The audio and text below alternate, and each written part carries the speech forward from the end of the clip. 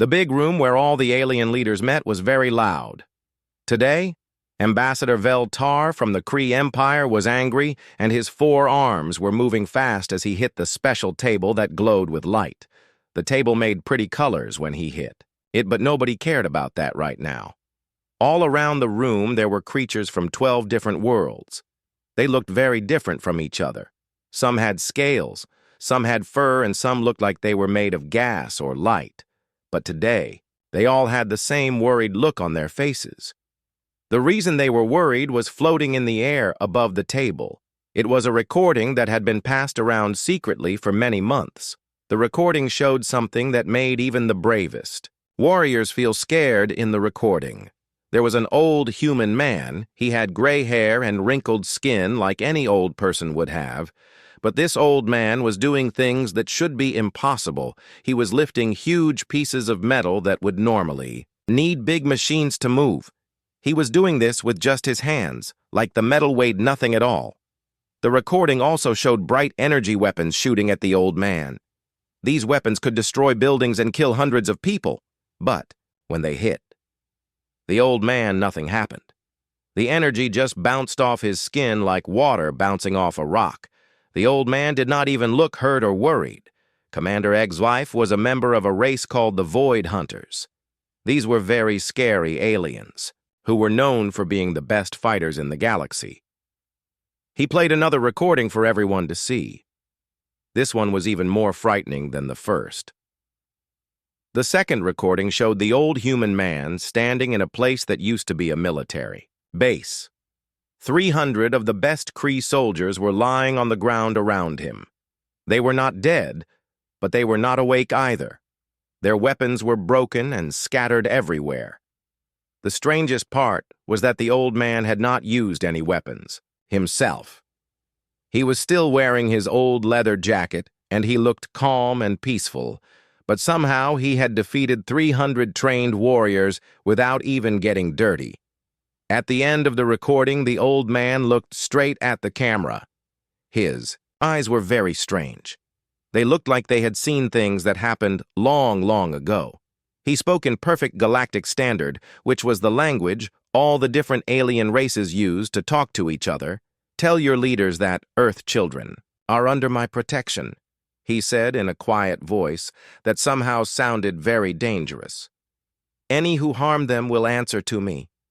All the alien leaders in the room looked at each other with fear. They had never seen anything like this before. Humans had only been part of galactic society for about 200 years. Most aliens thought humans were weak and not very important.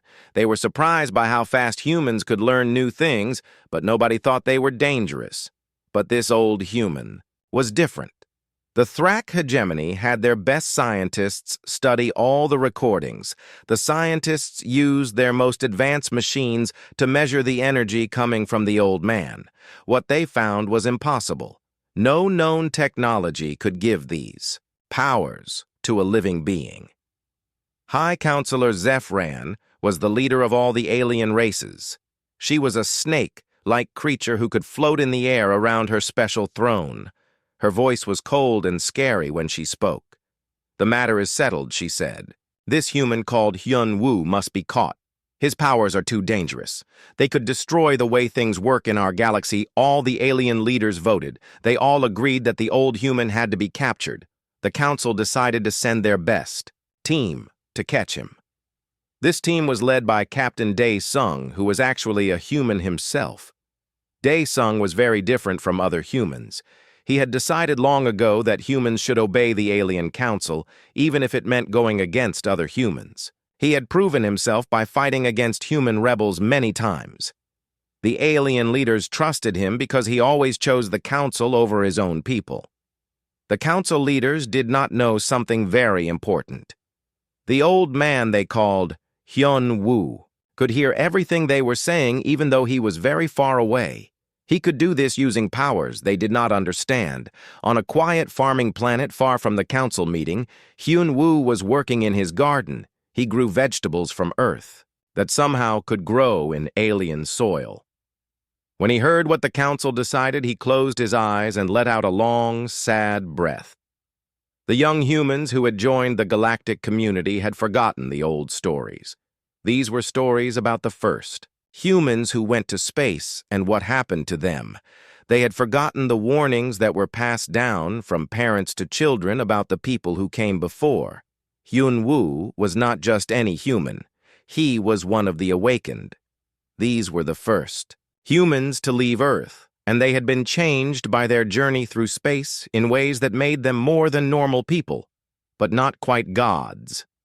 For 300 years, Hyun-woo had watched over humans as they spread to different worlds.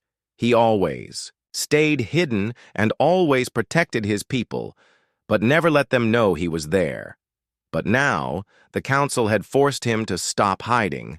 He walked to an old box in his house and took out a communication device. This device was older than the council itself, and used technology that was more advanced than anything the aliens had. With careful movements, he turned it on and sent a signal. This signal had not been used for more than 200 years, across the galaxy, in hidden places that nobody knew about. 11 other devices, just like his, began to glow with ancient light. The 12 were waking up, and the galaxy was about to remember something that the older alien races had tried very hard to forget. They were about to remember why the first humans to go into space had been treated with fear and respect by aliens who were much older and wiser. The alien races that had been around for thousands of years knew something that they never told the younger races. They knew what really happened when humans first learned to travel faster than light. They knew about the 12 volunteers who had gone into the empty space between stars and what they had become when they returned. But these older aliens had made a deal among themselves to never speak about what they had seen. They thought it was safer for everyone if the truth stayed hidden. They were wrong as Hyun-woo activated his signal device. He looked up at the stars in the sky. He felt sad because he knew that peaceful times were about to end. The council had made a choice, and now everyone would have to live with what happened because of that choice. Soon the galaxy would learn that some humans were much more dangerous than anyone had imagined, and the question was not whether these humans could be defeated. The question was whether galactic civilization would survive when they decided to stop hiding. Captain Dae-sung stood on the bridge of his warship called Retribution and looked at the big screen that showed him where his target was. He had brought the best fighters from across the galaxy with him. Each one had been chosen because they were experts at catching dangerous enemies. His team had Cortan shock troopers who came from a world where everything was very heavy. These soldiers were incredibly strong and could survive in places that would crush normal people. He also had ethereal assassins who could walk through walls like ghosts, and hive mind tacticians whose brains worked together to predict what enemies would do before they did it. Lieutenant Nara was looking at her computer screens. Her body had machine parts that glowed with blue light as she gathered information about their target. Target confirmed on planet Kepler 442b, she said. The planet has about 2,000 humans living there, mostly farmers and their families. The target Hyun-woo runs a simple vegetable farm on the northern part of the planet. Dae-sung felt strange about leading a mission to capture another human, but he had made his choice long ago. He believed that humans needed to follow all the rules that the Alien Council made. If humans like Hyun-woo broke these rules, it would cause problems for all humans everywhere. Remember, we need him alive, he told his soldiers. Council scientists want to study him. They want to understand how he got these powers. Whatever technology he is using, we need to learn about it. The strike team left their ship when the planet's 2 moons were hiding them from view. Their technology made them invisible to normal sensors. They flew down to Hyun-woo's farm as the sun was setting. The shadows were long across, fields of plants that had originally come from Earth, but somehow grew well in alien soil. The old man was exactly where their spies said he would be. He was taking care of his garden with the same careful attention he showed in all the spy videos. When Dae-sung got close enough to see him clearly, he was surprised. The old man looked like he was about 70 years old, with silver hair tied back and clothes that looked like they were made by hand. He seemed completely normal and harmless. Nothing like the powerful being the council was afraid of. Target acquired, Dae Sung whispered into his communication device. Beginning approach, but as the team moved closer, something felt wrong. All the local animals had gone completely quiet. This was not normal when stealth technology was being used. The air seemed to get thicker, and Dae Sung noticed that his team's advanced sensors were starting to show strange readings that made no sense. Hyun Woo slowly stood up from his work and turned toward where they were hiding. His eyes were ancient and very sad, but somehow he could see Dae Sung even though the captain was using camouflage technology that should have made him invisible. "You have come very far to visit an old farmer, Hyun Woo," said in Galactic Standard. His voice was quiet, but somehow everyone could hear him clearly, even though he was far away. "I can sense your confusion, young captain. You wonder how someone from your own species could have abilities that frighten the mighty council. All their advantages disappeared instantly. The Corton shock troopers raised their plasma weapons while the ethereal assassins began appearing and disappearing as they surrounded the target. But Hyun Woo stayed calm with his old hands, empty of any weapons. The council believes I am an anomaly." He continued, taking a step forward that somehow covered 10 meters of ground in an instant. "They think I found some technology, some enhancement that gives impossible power to a mortal being. They are both right and very, very wrong." The attack began without any orders. Professional training and survival instincts kicked in as the strike team realized they were facing something beyond their understanding. Plasma bolts, sonic disruptors, and energy blades that could cut through anything all hit the old man's position with enough force to destroy several city blocks. When the weapons stopped firing and all the energy cleared away, Hyun Woo was standing exactly where he had been before. He was completely unharmed. The ground around him showed no damage, and the plants in his garden were not even disturbed by the devastating attack. He looked disappointed rather than angry. "I had hoped you would choose wisdom over violence," he said, sadly, "but I understand your fear." What happened next would be talked about in secret council reports for many years. Survivors' accounts were all different, and many claimed they could not remember clearly what had occurred. But Captain Dae Sung remembered every impossible moment with perfect clarity, and these memories would haunt him for the rest of his life. Hyun Woo raised one weathered hand with his palm open toward the sky. The air around him began to shimmer, but not with heat. It was something. Much more fundamental. Reality itself seemed to bend, creating ripples that spread outward from the old man like stones dropped in still water. When those ripples reached the strike team, their advanced weapons simply stopped working. They were not broken or destroyed, but somehow the weapons forgot that they had ever been designed to hurt anyone. "You seek to understand what I am," Hyun Woo said, and now his voice carried sounds that were beyond normal hearing.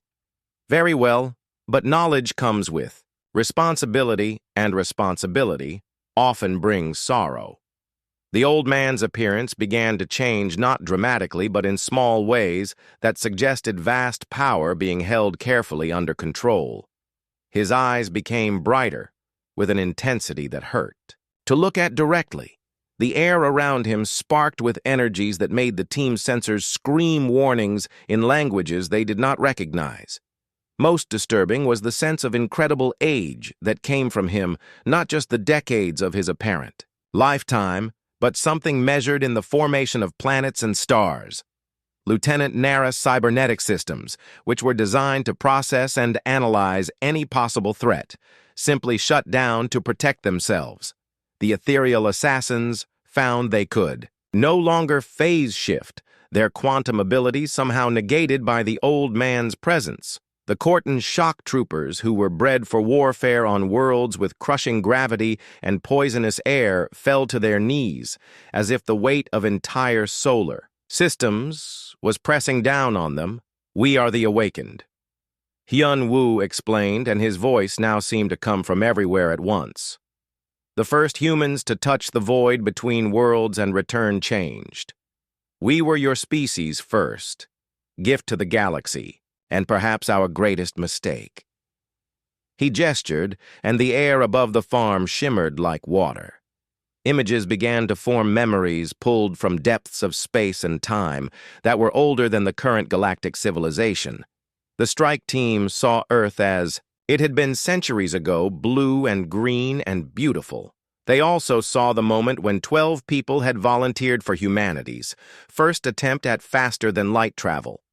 The experimental ship had not been designed for living passengers. It was only for testing whether conscious minds could survive the journey through hyperspace. What the scientists had not expected was that hyperspace would journey through them in return, fundamentally changing not just their bodies, but their connection to the fabric of reality itself. We returned to find that only days had passed on Earth, but we had experienced centuries in the void. Hyun Woo continued. We had seen the birth of galaxies and the death of stars. We had touched the quantum foundations of existence and been forever changed by that contact. Captain Dae-sung watched in horrified fascination as the images showed the 12 returning astronauts demonstrating abilities that seemed like magic to their Earthbound colleagues. They could manipulate matter at the molecular level, travel vast distances through folded space, and see events across time in ways that allowed them to guide humanity's early expansion into space while remaining hidden from galactic attention. We made a choice, Hyun Woo said, as his form slowly returned to that of a simple elderly farmer. We would watch over our people but never rule them. We would protect but never control. We would guide but never reveal ourselves unless absolutely necessary. The strike. Teams, weapons began working again, but none of them moved to use them. They had seen enough to understand that such tools were meaningless against beings who existed partially outside normal space and time. More importantly, they had seen the genuine care in the old man's memories, the centuries of quiet service and protection he had provided to human colonies across the galaxy. The Council fears what they do not understand, Hyun Woo concluded. But their fear has now forced me to break a promise I have kept for 3 centuries. The signal has been sent. My brothers and sisters are awakening from their chosen isolation. High above the planet, communication systems throughout the local sector began detecting strange transmissions on frequencies that should not have been able to carry information. These signals were composed of mathematical sequences that seemed to exist in more than 3 dimensions and were being received by hidden installations on worlds the Council had never catalogued. Across the galaxy, 11 other farms, workshops, schools, and quiet retreats felt the call. The awakened were stirring, and the consequences of the Council's decision were about to reshape galactic civilization in ways no one could predict. The emergency meeting of the Galactic Council happened very quickly after they received Captain Dae-sung's first report. The big chamber where all the alien leaders normally argued about politics was now filled with barely controlled panic. The holographic displays showed sensor readings that their best scientists said were impossible. Energy signatures that broke several basic laws of physics. Ambassador Vel-Tar was walking back and forth across the chamber floor with nervous energy. His 4 arms were moving wildly as he spoke. The strike team has been neutralized without any deaths, but they report that the target showed abilities beyond anything in our databases. Captain Dae-sung claims the human manipulated local space and time as easily as breathing. High Counselor Zeph wrapped herself tighter around her floating throne. Her snake-like eyes were fixed on the tactical displays. One strange human we could contain or eliminate. But these transmissions suggest there are others, possibly many others, with similar abilities. The Thrak hegemony's chief scientist, Kelnara, floated near the central display. Her gaseous form was shimmering with worry. The mathematical structures embedded in these signals are unprecedented. They appear to be instructions for manipulating quantum fields in ways our most advanced civilizations have never achieved. If humans possess this knowledge, she did not finish her sentence, but every representative understood what she meant. The delicate balance of galactic power, carefully maintained through thousands of years of treaties and technological limitations, could be destroyed overnight. Commander Zeif leaned forward in his chair. His mechanical implants were whirring as he calculated. Tactical scenarios. We must assume the worst-case situation. If these awakened humans decide to openly oppose Council authority, our military advantages become meaningless.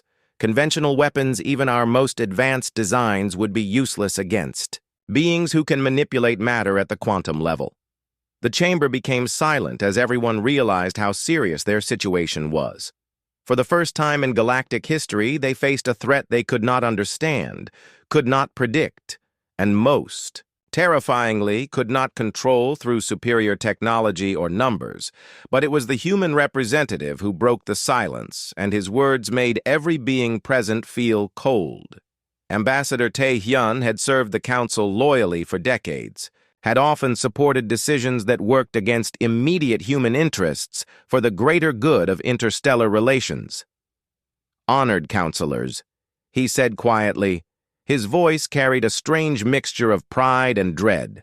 "I believe you have fundamentally misunderstood what you are dealing with. The being you call Hyun-woo is not an anomaly or an enhanced individual. He is a guardian, one of the awakened, who have protected humanity throughout our expansion into space." The revelation hit the chamber, like a physical blow. Several representatives began speaking at once, their words overlapping in a noise of fear and accusation. "You knew about this," Veltar roared, advancing on the human ambassador. Tae-hyun raised his hands peacefully, but did not back down. "I knew the stories. The legends passed down through human families who had encountered strange protectors in times of crisis. But I believed they were myths, folklore created to explain unexplained rescues and miraculous survivals." He activated his personal display, showing historical records that had been dismissed as exaggerated accounts by human colonists. Stories of mysterious figures who appeared during pirate attacks, natural disasters, and first contact situations gone wrong always.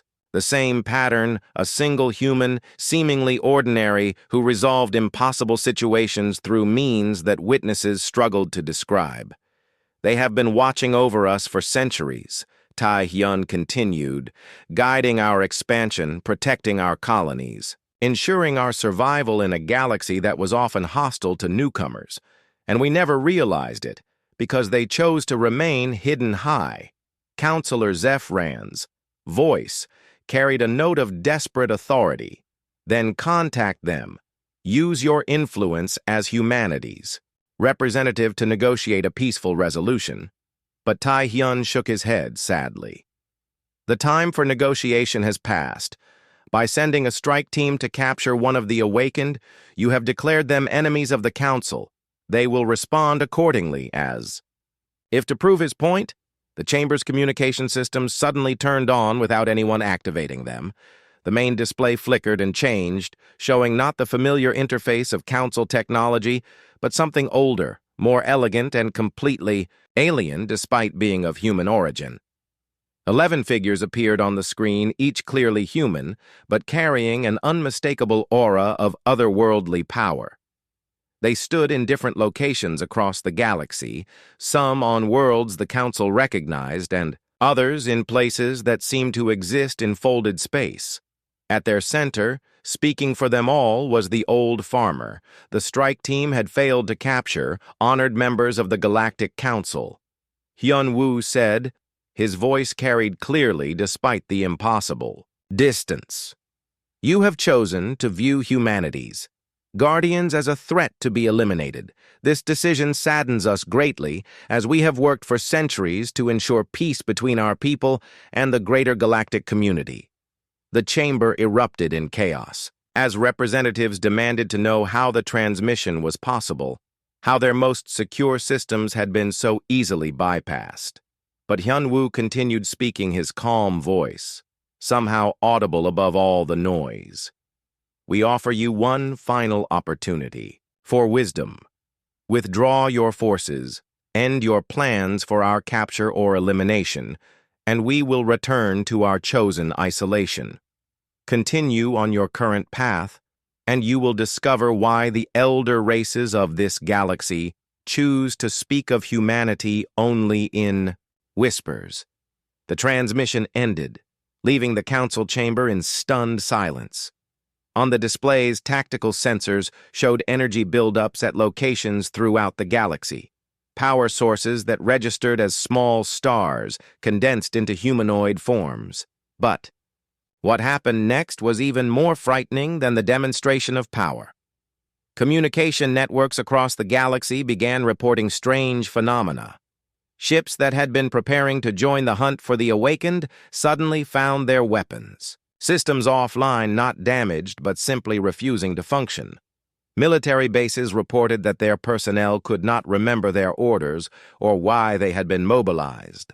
On 12 worlds scattered across galactic space, other members of the awakened began to reveal themselves. Each one had been living quiet lives as teachers, farmers, craftsmen, or scholars.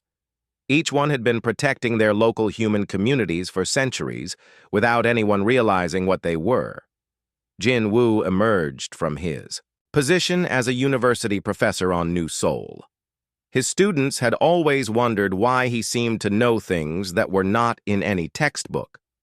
Now they watched in amazement as he demonstrated abilities that made their most advanced technology look like primitive tools. Sung-min stopped pretending to be a simple mechanic on the trade station. Harmony, his workshop, had always been the place where impossible repairs were accomplished, where ships, too damaged to fly, somehow became spaceworthy again. Now everyone understood why Hai-jin revealed herself on the agricultural world of New Busan, where she had spent decades ensuring that crops never failed and natural disasters never caused lasting harm. The colonists had always considered themselves lucky. Now they realized their luck had a guardian. Each revelation sent shockwaves through local governments and then up through the complex hierarchy of galactic politics species that had eagerly supported the Council's decision to capture the anomalous human suddenly found urgent reasons to withdraw their military support. The Zephyrian Trade Confederation announced that their ships would no longer be available for Council operations. The hegemony of constructed minds declared that their artificial intelligences had calculated the probability of success against the awakened as effectively zero. The Stellar Republic simply recalled all their forces and refused to explain why, but the most disturbing reports came from the elder races, the ancient civilizations that had withdrawn from galactic politics long ago. These beings, who had not spoken to younger species for centuries, suddenly began broadcasting warnings in languages that had been silent for millennia. The Void Shepherds, beings of pure energy who existed in the spaces between dimensions, sent messages that translated roughly as, "Do not wake the gardeners." The Star Weavers, who lived in pocket dimensions, emerged briefly to broadcast a single word in 17 languages: fools. Most mysterious of all were the communications from the Celestial Dominion, a crystalline race so old that they predated the formation of the current galaxy. Their message was longer and more detailed, but what it revealed made every politician in known space reconsider their career choices. The archives remember the 12 who touched the void between stars. It read, "We sealed those records in hope that the knowledge would never be needed. Again, the young races force us to speak of things that should remain forgotten. The awakened are not weapons. They are gardeners, but gardeners must sometimes prune what grows wrong." The Galactic Council had declared war on beings who had transcended the normal limitations of mortality, but as reports poured in from across the galaxy, it became clear that this war had already been lost before it began. The question now was whether galactic civilization would survive the consequences of their decision in hidden places across the galaxy. The remaining members of the 12 prepared for what they hoped would not be necessary, but they had made their choice long ago. Their people would be protected no matter the cost to. In the deepest archives of the Celestial Dominion, hidden beneath layers of bureaucratic records and forgotten treaties, Archkeeper Nal Thara discovered files that had not been accessed for 800 years. The ancient being's crystalline form pulsed with worried energy as she read reports that previous generations of her species had classified beyond top secret. The files spoke of humanity's first ventures into deep space when their primitive ships had somehow achieved faster than light, travel through methods that violated every known principle of physics. More disturbing were the accounts of first contact between human explorers and the elder races meetings that had been deliberately erased from official galactic history, null. Thera's communication reached the High Dominarch within minutes, transmitted through quantum channels that existed outside normal space and time. The message was simple, but carried implications that shook the foundation of galactic politics. The 12 have awakened. The Council has made a catastrophic error. Similar revelations were occurring across the galaxy as other elder races access their most protected archives. The Void. Shepherds beings of pure energy who existed in the spaces between dimensions began broadcasting warnings in languages that had been silent for thousands of years. The Star Weavers, who had withdrawn from galactic affairs before the current council formed, emerged from their pocket dimensions with expressions of deep concern. Each elder race possessed fragments of the same terrible knowledge. Humanity's first explorers had not simply developed faster than light travel, they had made contact with something in the void between dimensions that had fundamentally changed their nature. The resulting beings, the awakened, possessed capabilities that made them effectively living gods by the standards of normal organic life. But most troubling were the records of why the elder races had chosen to hide this knowledge. From younger civilizations, the awakened had demonstrated their power only once in recorded history during what galactic databases listed as the dissolution event, a period when an entire star system had simply vanished from normal space and time, leaving behind only gravitational echoes and radiation signatures that suggested the controlled collapse of reality itself. The system had been home to the Crex Imperium, a species whose expansion into space had been marked by the systematic extermination of other intelligent life. When the Crex had encountered early human colonies and began their standard protocols of planetary sterilization, they had unknowingly triggered a response from Guardians they could not comprehend. What happened next had been witnessed by scout ships from a dozen species, all of whom had immediately classified the records and agreed never to speak of the event. The Crex home system had not been destroyed in any conventional sense. It had been carefully, methodically removed from existence, folded out of normal space and time, and placed somewhere that physics textbooks claimed could not exist. The Crex Imperium's billion-strong population had not died. Death implied an end to existence, and what the awakened had done was far more complete. They had been edited out of reality so thoroughly that only the elder race's most protected archives retained any memory of their existence. The Crex had been a proud warrior race with technology that could crack planets and fleets that numbered in the millions. Their empire had conquered 17 star systems and enslaved 43 different species. They considered themselves the ultimate predators of the galaxy, masters of warfare and destruction, but when they encountered the first human colonies, they made a fatal mistake. They saw the humans as weak prey animals suitable only for extermination or slavery. The Crex fleet moved into the Kepler system, where 30,000 human colonists had built their New homes. The alien warships began the process they had perfected on dozens of worlds, orbital bombardment followed by ground forces to capture any survivors for experimentation. What the Kreks did not know was that one of the awakened had been living quietly among the colonists.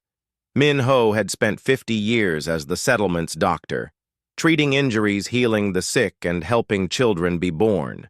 He had delivered babies, watched families grow, and shared in the simple joys of a peaceful community when the first Kreks bombardment began. Min Ho felt something he had not experienced in centuries, pure unlimited rage. The awakened had sworn to protect their people, but they had also sworn to remain hidden, to never reveal their true nature unless absolutely necessary. The Kreks had made that revelation necessary.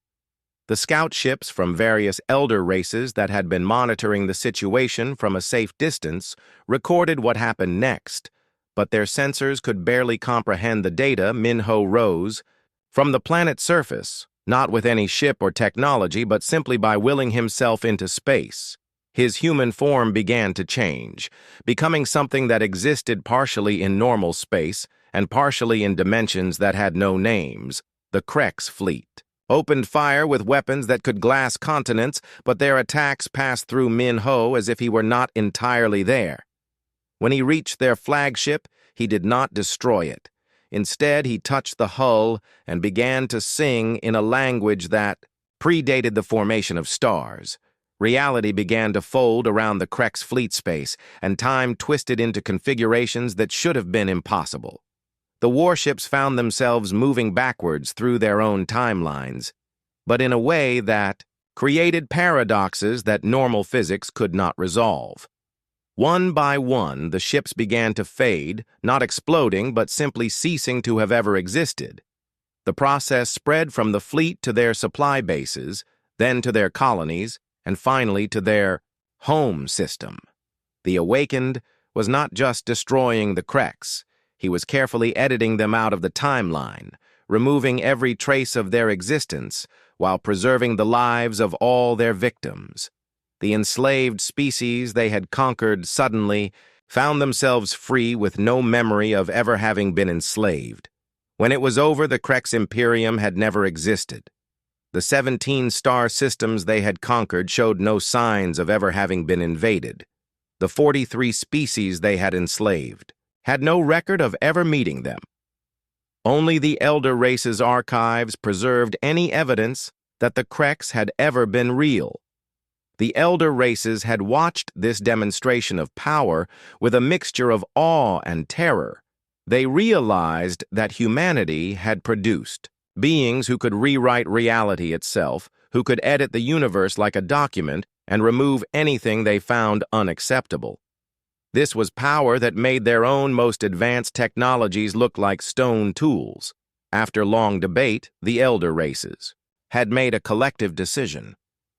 They would hide all records of the dissolution event and never speak of the awakened to younger civilizations. They believed that this knowledge was too dangerous for immature species who might try to provoke or control such beings. For 800 years, this agreement had held. The elder races had watched as humanity expanded into space, always protected by their hidden guardians, but never knowing the true extent of their protection. The younger races had developed their own civilizations, their own technologies, their own forms of government, all while remaining ignorant of the forces that shaped their universe. But now the Galactic Council had forced the elder races to break their silence. The threat to galactic civilization was too great to ignore. If the awakened decided that the current political structure was unacceptable, they had the power to edit it out of existence, just as they had done to the Kreks Archkeeper. Nal Thara made the decision for her entire species when she opened a communication channel to every major government in the galaxy simultaneously.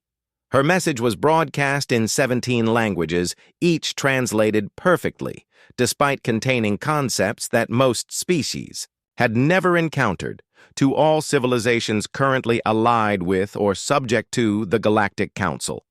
She began Her crystalline voice carried harmonics that conveyed absolute truth. You are preparing to engage in warfare against beings who exist, partially outside the normal constraints of space and time. This is not a conflict that can be won through conventional means, nor is it one that should be attempted. The message continued with carefully chosen excerpts from the archived records, enough to convey the reality of what the awakened were capable of without revealing the full scope of the dissolution event. But even these limited revelations were sufficient to cause panic in the corridors of power across the galaxy, the Altarian.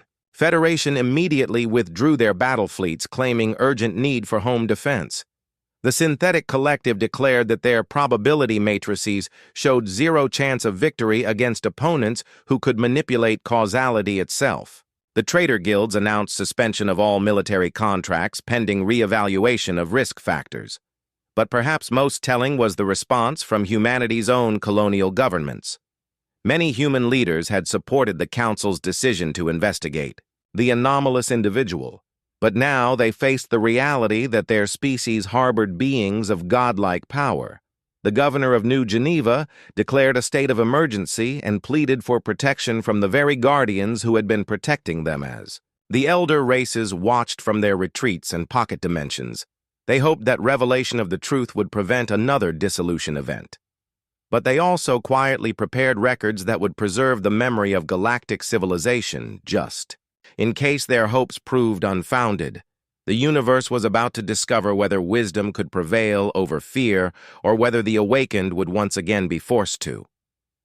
The emergency session of the Galactic Council was unlike anything in the recorded history of interstellar politics. Representatives who had spent decades building careers on careful diplomacy and calculated risks now faced a situation that made all their experience meaningless. The great chamber that had witnessed the rise and fall of civilizations now echoed with something never heard before: the sound of absolute panic among the galaxy's most powerful beings. High Counselor Zeph Ran no longer maintained her usual position of elegant authority. Instead, she coiled tightly around her throne, her serpentine body betraying the fear that her voice tried to hide. The reports coming in from across the galaxy painted a picture that challenged everything they thought they knew about reality itself. Military installations that had been preparing for war suddenly found their personnel unable to remember why they had been mobilized. Weapons systems that had never failed in centuries of operation simply refused to function, not broken, but somehow convinced that their purpose had never been to cause harm. Supply chains that fed the greatest military machine in galactic history ground to a halt as transport captains claimed they could no longer recall their destinations. But most disturbing were the reports from worlds where the awakened had revealed themselves. Each revelation sent shockwaves through the carefully maintained balance of galactic power Jin Wu had demonstrated his abilities to his students on New Sol by literally rewriting the atomic structure of materials with his bare hands, creating elements that should not have been able to exist in stable form. Sung Min had shown the truth of his nature by repairing a damaged starship not through conventional means, but by convincing the ship that it had never been broken. The vessel emerged from his workshop not just functional, but somehow improved in ways that engineers could not explain or duplicate. Jin had revealed herself when a massive storm threatened to destroy the crops that fed millions of people. She had walked into the heart of the weather system and simply asked it to be gentler. The storm had responded like a trained animal, becoming a gentle rain that nourished rather than destroyed. Each demonstration was impossible by the laws of physics as they were understood. Each one suggested that the awakened operated according to principles that made conventional technology obsolete. And there were 12 of them scattered across the galaxy, each one capable of rewriting reality according to their will. Ambassador Veltar paced the chamber floor, his forearms gesturing frantically as he tried to make sense of intelligence reports that contradicted everything he had learned in a lifetime of military service. Our best analysts estimate that each of these beings possesses the equivalent firepower of an entire battle fleet, he said, but that comparison is meaningless because they don't use firepower. They simply make things be different than they were before. Commander. Exif leaned forward, his mechanical implants working overtime to process tactical scenarios that led nowhere. How do you fight an enemy who can edit your weapons out of existence? How do you plan a strategy against beings who can rewrite the rules that strategy is based on? We might as well be trying to wage war against the laws of physics themselves. The Thrak hegemony's chief scientist, Kel Nara, had been analyzing the energy signatures detected during the various revelations. Her gaseous form flickered with patterns that indicated extreme distress. The mathematical structures underlying their abilities are not just advanced, they are fundamentally different from anything we have encountered. They appear to manipulate reality at the quantum level, not through technology, but through direct conscious interaction with the basic forces that hold the universe together. High Counselor Zeph Ran tried to maintain some semblance of authority, but her voice carried undertones of desperation that everyone could hear. We must find a way to negotiate. We must convince them that the Council poses no threat to their people, that our investigation was based on misunderstanding. But Ambassador Tai Hyun shook his head sadly.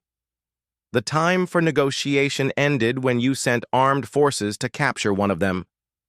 The Awakened have spent centuries avoiding exactly this kind of confrontation. They remained hidden specifically to prevent the galaxy from having to face the choice between submitting to their power or being removed as a threat, as if responding to his words, the Chamber's communication systems activated without authorization. The main display showed not the familiar Council interface, but something that seemed to exist in more dimensions than normal space. A loud 11 figures appeared on the screen, each clearly human, but surrounded by energies that made the Chamber's sensors emit. Warning sounds in frequencies that hurt to hear. We offered you wisdom. High Counselor Zeph Ran said the central figure who the Council now knew was Hyun, Wu the farmer they had tried to capture. You chose fear. Instead, we offered you peace. You chose war. Now you will experience the consequences of those choices. The transmission showed images from across the Galaxy Council military bases where soldiers stood motionless, staring at weapons they could no longer remember how to use. Battleships drifting in space as their crews tried to recall why they had left port. Entire fleets that had been mobilized for war, now floating helplessly as their personnel struggled with memories that no longer made sense. But the most terrifying demonstration was yet to come. Hyun Woo gestured, and the space around the Council chamber began to change. Reality twisted in ways that should have torn the station apart, but instead created something impossible. A pocket of space where different physical laws, applied gravity, became negotiable, flowing in directions that had no names. Time moved at different rates in different parts of the chamber, allowing some representatives to experience hours while others lived through minutes. The very air began to show properties of both matter and energy existing as both gas and light simultaneously. This is a fraction of what we are capable of, Hyun Woo said as the impossible effects slowly returned to normal. We show you this, not to threaten, but to illustrate the futility of opposing us. You cannot fight beings who exist partially outside the framework that defines reality. The demonstration ended, but its impact on the Council representatives was profound. Several alien dignitaries had to be treated for shock as their minds struggled to process what they had witnessed. The ethereal delegate from the Whisper Nebula simply faded from existence, choosing to retreat to their home dimension rather than continue participating in a situation they could not comprehend. We do not wish to rule your civilizations, Hyun Woo continued. We have no desire to reshape galactic society according to our will. All we have ever wanted is to protect our people from those who would harm them, but you have forced us to reveal ourselves. And now the galaxy must live with the knowledge of what we are. High Counselor Zeph Ran found her voice, though it trembled with barely controlled fear. What do you want from us? How can this situation be resolved? The answer was simple, but carried implications that would reshape galactic politics forever. You will cease all attempts to capture, contain, or control any of the awakened. You will remove all restrictions on human expansion and colonization. You will ensure that no harm comes to human communities under any circumstances. And you will do all of this while pretending that we do not exist. But what if other species object to these terms? What if they refuse to accept human immunity from council authority? Then, those species will discover what happened to the Krex Imperium. Hyun Woo replied, and even through the transmission, his ancient eyes seemed to look directly at each representative. The elder races, remember, we hope you will choose to learn from their wisdom rather than repeat the Krex mistake. The transmission ended, leaving the council chamber in absolute silence. The most powerful political body in galactic history had just received an ultimatum from beings who possessed the power to enforce. It threw means that made conventional military force irrelevant as reports continued to pour in from across the galaxy. It became clear that the Awakened had already begun implementing their demands. Military units that had been preparing to hunt them found themselves reassigned to defensive positions. Human colonies that had been marked for investigation were suddenly granted expanded territorial rights. Trade routes that had been restricted to human traffic were opened without explanation. The galaxy was learning a new truth. Power did not always come from technology or numbers or political influence. Sometimes power came from beings who could convince reality itself to be different. And when such beings made demands, the only rational response was immediate compliance. The Galactic Council had declared war on gods and discovered that gods did not fight wars. They simply rewrote the universe until wars were unnecessary. The deadline came not with explosions or invasions, but with something far more profound: silence. Across the galaxy, every communication network, every quantum entanglement relay, every subspace transmission array simply stopped functioning. For 12 hours, trillions of beings experienced something their civilizations had never known: complete isolation from the greater community of intelligent life. When communication resumed, the galaxy had fundamentally changed. The Galactic Council chambers stood empty, not destroyed, but simply abandoned. Security recordings showed the representatives walking away during the blackout, their expressions vacant, as if they had forgotten why they had ever gathered or what they had been discussing. The great weapons platforms that had been positioned throughout the core systems were found powered down their crews, reporting that they could no longer remember how to operate equipment they had used for decades. Government buildings across dozens of worlds showed the same pattern: officials arriving for work only to stand confused in offices whose purpose they could no longer recall, military commanders staring at battle plans written in their own handwriting, but unable to understand what the symbols meant, entire bureaucracies grinding to a halt as the people who ran them forgot why those institutions had ever been necessary.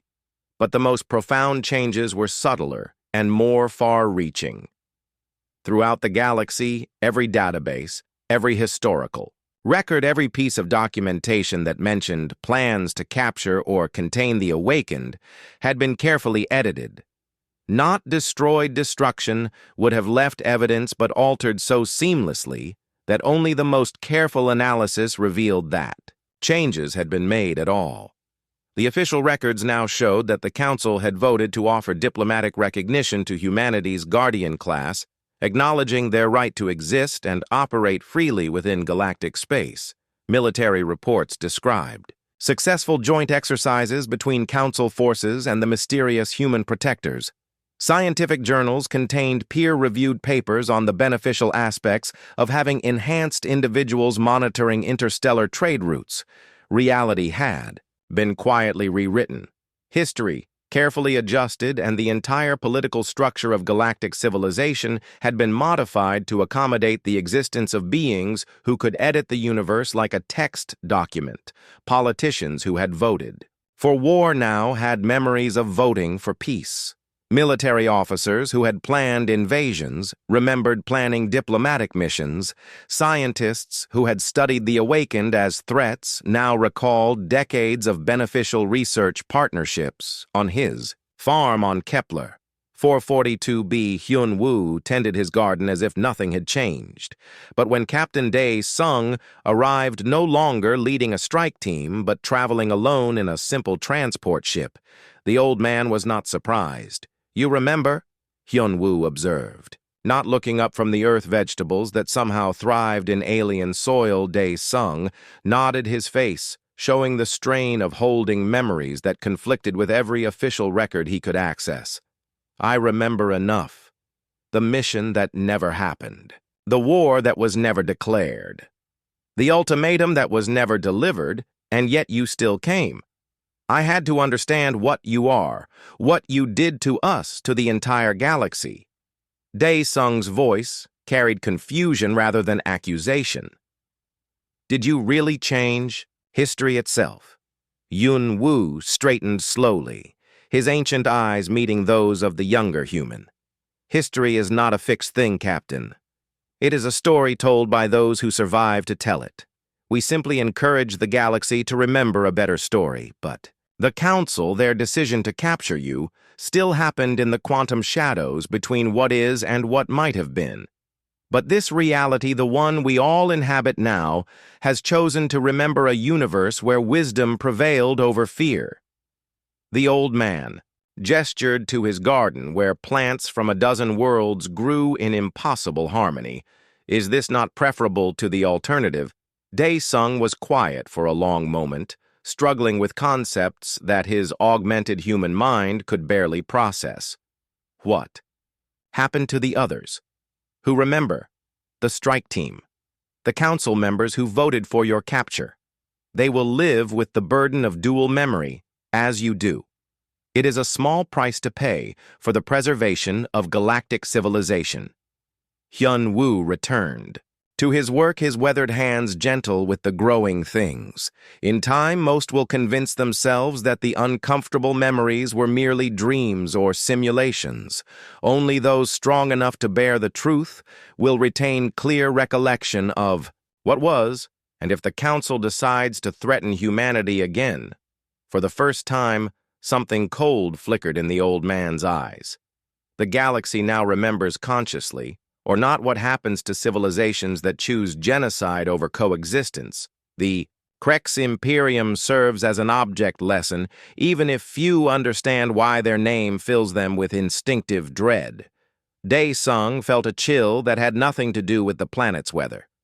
"You would do it again, if forced to choose between the survival of our people and the continuation of galactic civilization as it currently exists. We would choose our people, but we would prefer never to face such a choice again."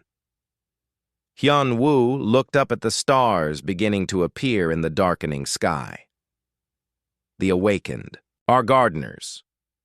Captain, we tend and protect and guide. But gardeners must sometimes prune what has grown wrong to preserve the health of the whole across the galaxy. The effects of the Awakened intervention became apparent in countless small ways.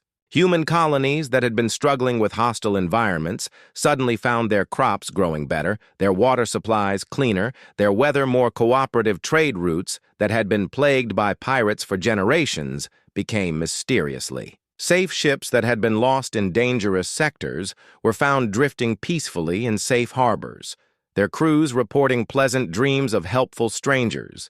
Diplomatic crises that had threatened to spark wars resolved themselves with unusual speed. Enemy fleets that had been preparing for battle found themselves participating in joint training exercises instead. First contact situations with newly discovered species proceeded with remarkable smoothness, as if invisible hands were guiding every interaction toward peaceful outcomes. But perhaps most importantly, the galaxy developed what historians would later call the Krex effect, a species-wide reluctance to pursue aggressive expansion or systematic extermination of other intelligent life. No government could quite explain why such policies suddenly seemed unthinkable, but even the most militaristic civilizations found themselves drawn toward cooperation rather than conquest. The elder races watched these changes with a mixture of relief and concern. They understood what had been done and why, but they also knew that the awakened had fundamentally altered the nature of reality itself. The universe now operated according to rules that prioritized the protection of humanity, above the natural order of cause and effect. In hidden archives across the galaxy, new files were created and immediately classified. These documents spoke of the day when 12 humans had demonstrated that some powers transcended politics, law, and even physics itself. They recorded the moment when galactic civilization learned that protection could be more terrifying than conquest, and that gardeners could reshape entire realities to preserve what they chose to nurture. The old human's name was never again spoken in the context of capture or containment. Official records showed only successful diplomatic contact with humanity's guardian class and beneficial cooperation in maintaining galactic peace. But sometimes, in the quiet moments, between star systems, travelers would report seeing figures tending impossible gardens on worlds that should have been barren, or walking among refugees from conflicts that ended too quickly to make historical record. The galaxy had learned to remember a better story, but the true authors of that story remained vigilant, ensuring that their chosen narrative would continue to be worth telling. The awakened had shown mercy by rewriting history rather than ending it. But their message was clear to those wise enough to understand it. There would be no second chances. Humanity was under their protection, and that protection extended to the entire fabric of reality itself. Anyone who threatened the innocent would not be fought or defeated. They would simply be edited out of existence as thoroughly as if they had never been born. The Galactic Council had ordered the old humans' capture. But in the end, it was the Council itself that had been captured by a new understanding of power and its proper use. The universe continued to turn, and civilizations continued to grow. But now they did so under the watchful eyes of beings who had learned to tend reality itself, like a garden. And in that garden, humanity bloomed protected by guardians, who asked for nothing in return except the chance to see their people thrive among the stars. The story had ended not with victory or defeat, but with the quiet satisfaction of gardeners who had successfully protected their most precious crop. The future stretched ahead full of possibilities, but those possibilities would unfold in a reality shaped by 12 humans who had touched the void between worlds and returned with the power to ensure that some stories would always have happy endings.